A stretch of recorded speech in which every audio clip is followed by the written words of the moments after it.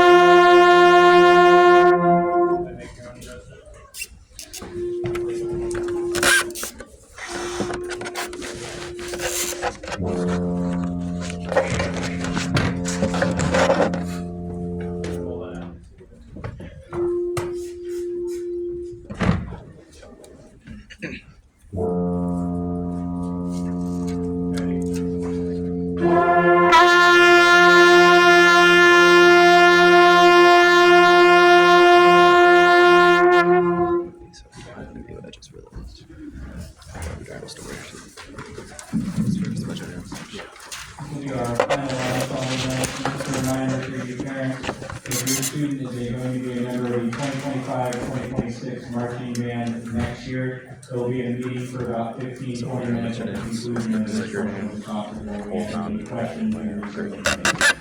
Our first story is going to be here is by Donald Wood for the piece entitled Methodism.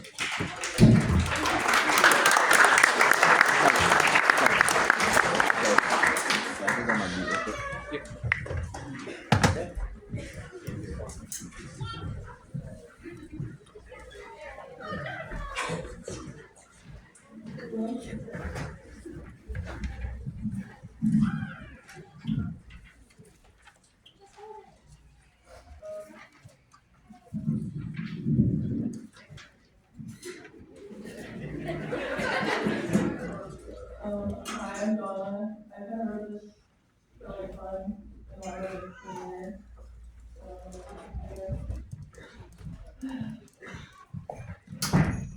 It's called Peanut and Welcome to the Adventure.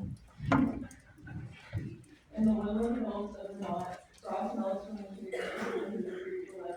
Blossoms from the trees nearby reflect water and take their first step after many cool months. Just beside the forest is a small farm surrounded by a town full of birds, nests, and plenty of fresh land. A bunny by the name of Peanut McWelton and his family prepare the morning crops. As he carried his dirt-covered paws, he wished he were out in the big city. He was tired of his life being decided for him birth and was longing for something more. He didn't want to farm berries and carrots and tomatoes all the way. And every so often, magazines would go to the street, full photos of the big city and all that happened. New York. Although he loved his family, he couldn't stay anymore, so he waited for the next big storm and prepared to go to wash him away. He didn't know where he was going to be sure, but he was going to find out. He was turned about the boat in fear as the water rose around him. He clutched from the side of the boat as he laid eyes on the storm drain. Next thing he knew, he woke up on the side of the sewer drain, the loud noise that erupted above.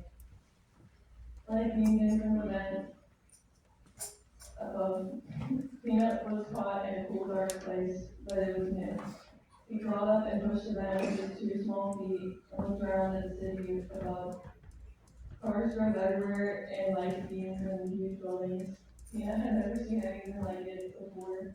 He ducked and scurried out of the street as a taxi pulled over him. Steam rose from the street vents and subway trains rattled. Peanut saw all kinds of fruit and vegetable stands and hot dog carts.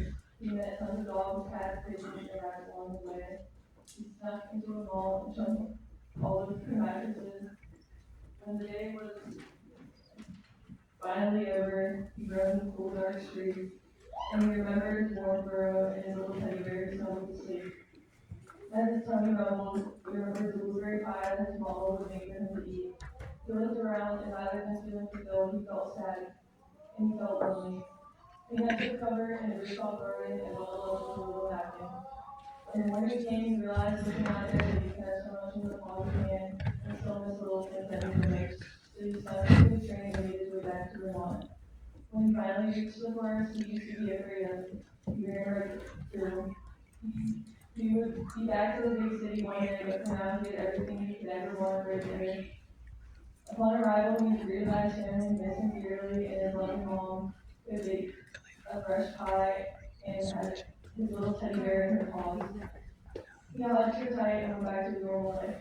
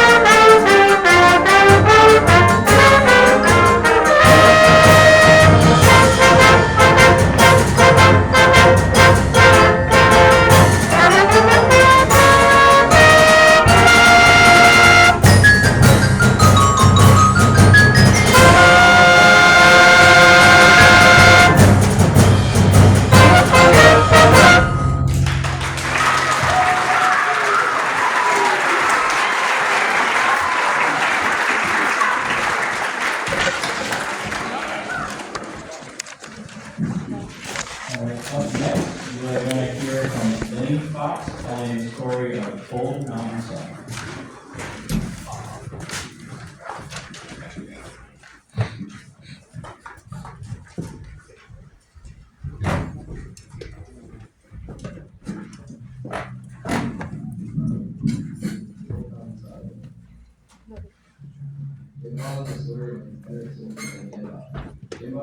asked to go out, they have to go on the line. But first, he had to get a good man. He started the prayer from the words and challenges he had been necessary in the Lord. But he has to get through the obstacles on the mountain, and it was each step he took across the rugged and perilous terrain. He decided to rebellion against everything he had.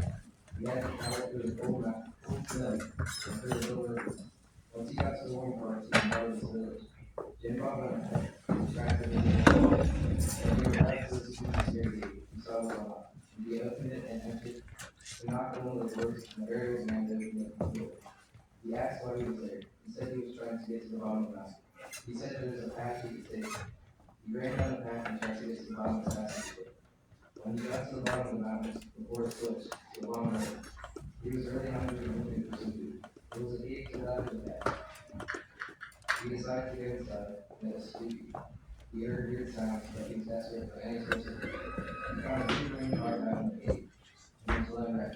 So he took a peek inside the room, and was a dragon. He was doomed inside the dragon's cave. He tried to run as fast as he could.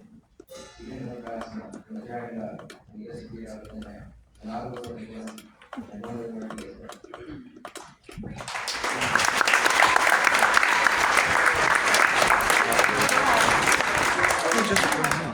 Why are you just recording me?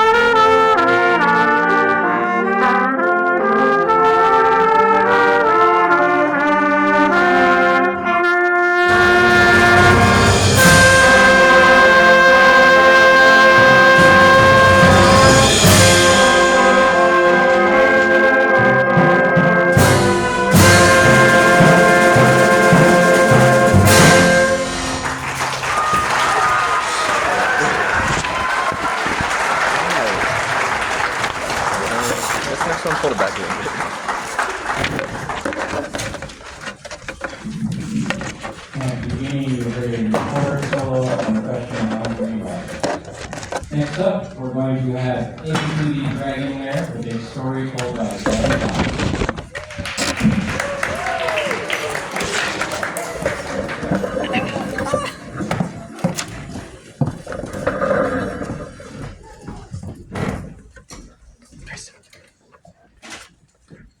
For months, the land of Cornwall had faced scarce fields and long nights of terror inflicted by the treacherous monster that lurked in the mountains. The king of Cornwall was faced with several queries from his beloved townspeople questioning when this dreadful deception was happened. With no other options, he called upon his strongest knights. He called on his knights to relinquish his land of the treacherous peace and save his dear people from this horrible melancholy. As the king's knights began the rather long week of training, there seemed to be only one knight worthy enough to battle the beast. The knight's name was Sir Cedric Penmore, who of all of the knights showed more courage than any. Once chosen for this journey, he began preparing his equipment and horse. Now with his sword in hand and his horse well rested, he was finally ready to start his journey. With the skies hanging with dark, windy storm clouds, he faced the harsh pass of the mountain. Finally reaching the entrance of the cave where the creature lies, he began taking his first steps into the beast's lair. Sir Cedric Penmore bravely ventured through the cavern, although conflicted with a bit of fear, he overcame it, knowing that he was doing it for his land and people. As he makes his way through the complicated tunnels of the cave, he faces several obstacles, which is nothing he can't handle. With his smarts and strength, he was able to overcome everything that was thrown in his path. That was until he came face to face with what he was hoping to find all along. The beast lay just yards away from him, sleeping amongst the many skeletons that spanned the entire floor of the lair. Cedric knew that this was the moment. This was his opportunity to finally put a stop to this beast's terrible reign. He quickly strategized a plan to take this dragon down once and for all. Quickly but quietly, Cedric snuck up behind the creature and impaled it with his mighty sword. Thinking that he had finally completed his mission, he celebrated with great pleasure, thinking he had finally taken the terrible beast out. He thought he had finally saved his land and once and for all, but when Cedric had just finished celebrating, he turned back around just to see that the beast was unharmed. Within a split second of seeing the dragon staring back at him, it shot a ball of fire in his direction. But thanks to Cedric's amazing abilities, he was able to dodge the fireball and save himself from becoming a burnt snack where the fire could even graze him. As soon as he had regained consciousness of the situation that had just unfolded, he began creating a new plan, meanwhile running for his life. Eventually, he was able to find a rather large boulder to hide behind so he could finish creating his plan of attack. Cedric first needed to locate his sword to complete his plan. As he began searching for the whereabouts of his sword, he realized it was still pierced behind the short blades of the beast. But as he located his sword, he also spotted what looked like a weak point in the center of the dragon's chest. It looked as though there was a crack of some sort there. This was final bit of information Cedric needed to complete his masterful plan. Without hesitation, Cedric jumped into action. He began charging at the dragon to catch it off guard and retrieve his sword. After jumping onto the back of the dragon, he removed his sword and released the beast.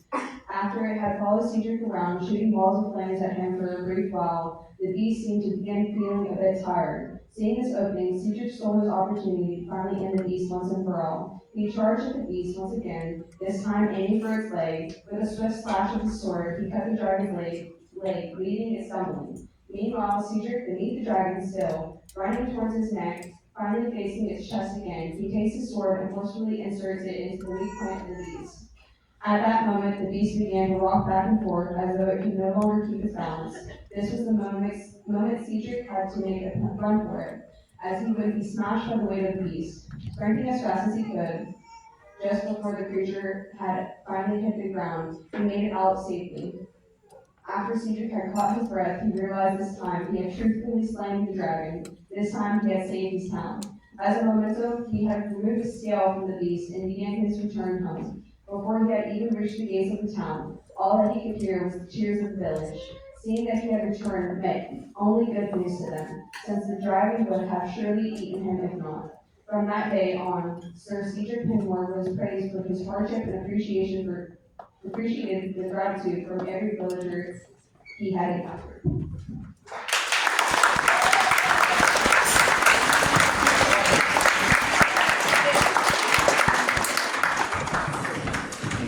Hey. Oh, are you making fun of me? No.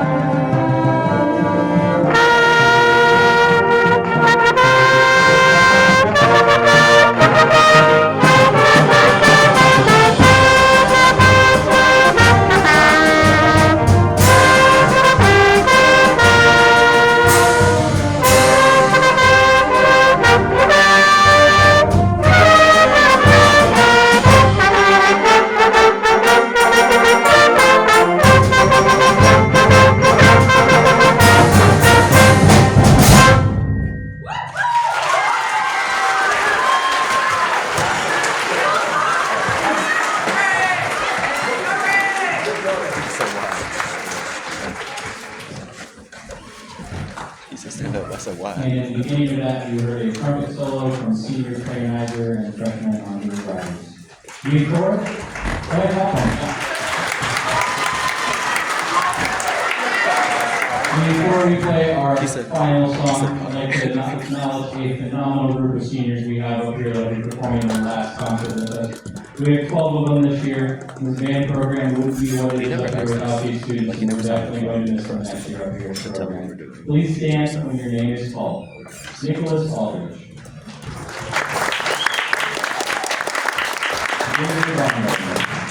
Give away, baby.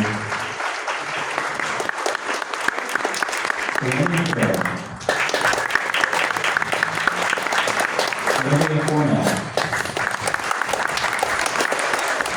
Gabrielle Donaldson. Jose Garcia.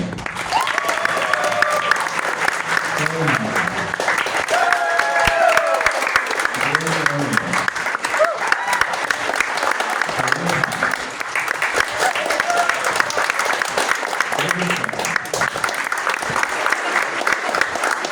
Stephanie Smith. And Donna Wood. This band program wouldn't be what you see without these seniors. Some of these students have been in band since 5th grade, some of them joined us in 7th, some of them joined us in high school. They're all phenomenal musicians and people, and I wish them the best as they continue in their future endeavors.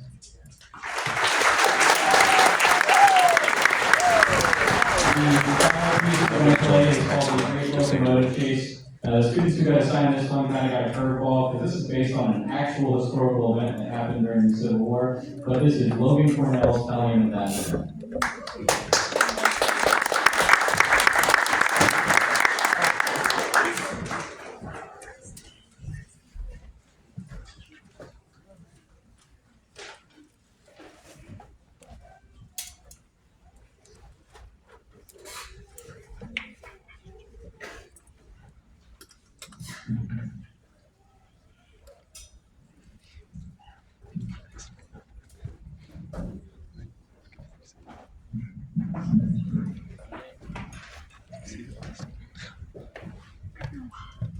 Go ahead and take your time for a minute.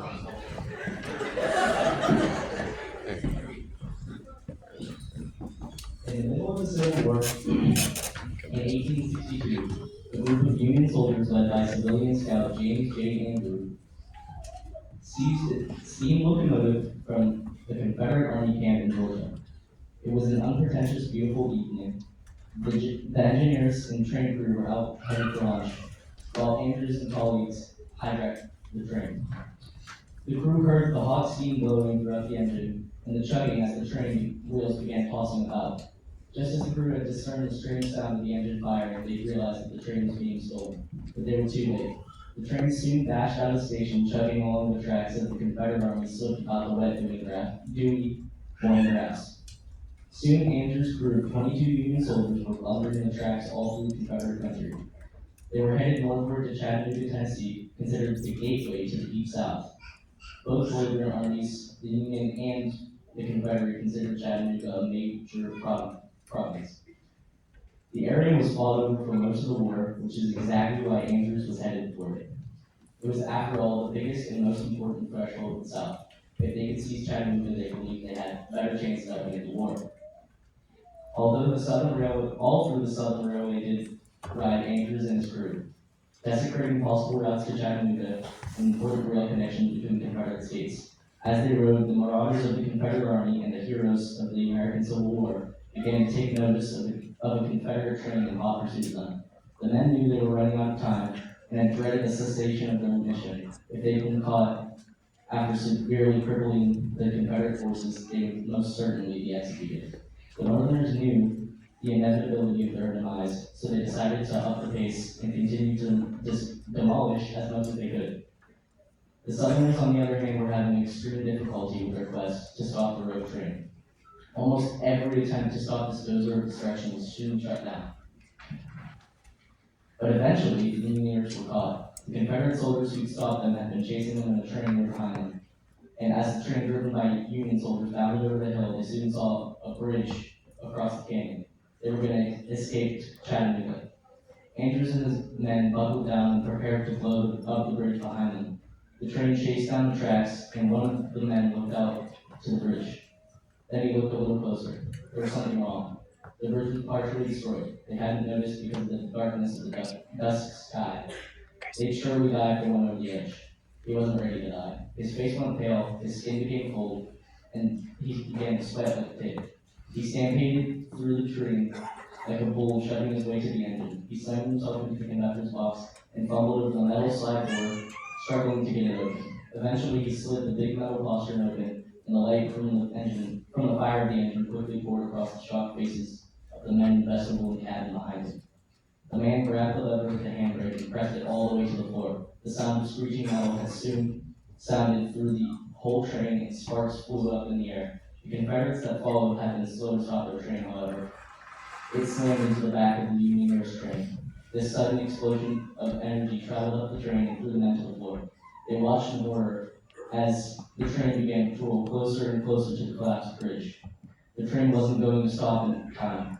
The dark shadows of trees cast by the faint moonlight crept across the ground beside the train.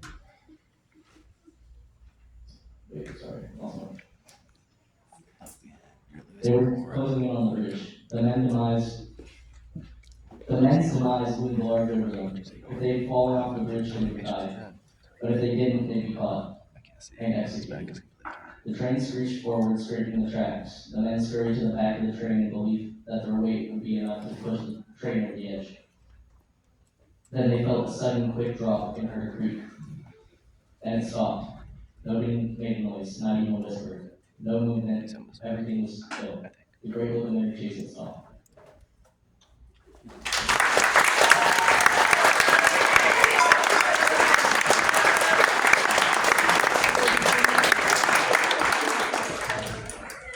Logan.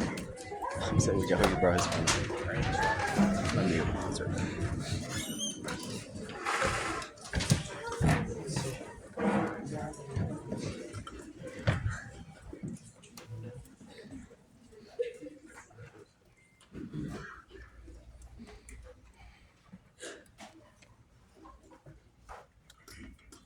Take your time, Garrett. Good, take your time. Thank you, Garrett.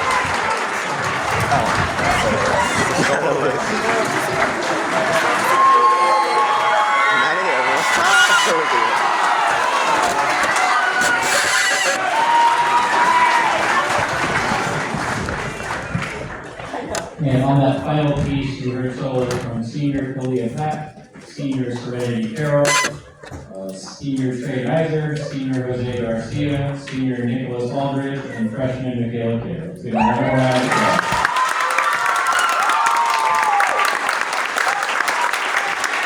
Thank you all again for coming out. As a reminder, we will have that brief parent meeting for members of the marching band next year. Please continue to support the arts here at East Liverpool, and I hope you guys all have a great night.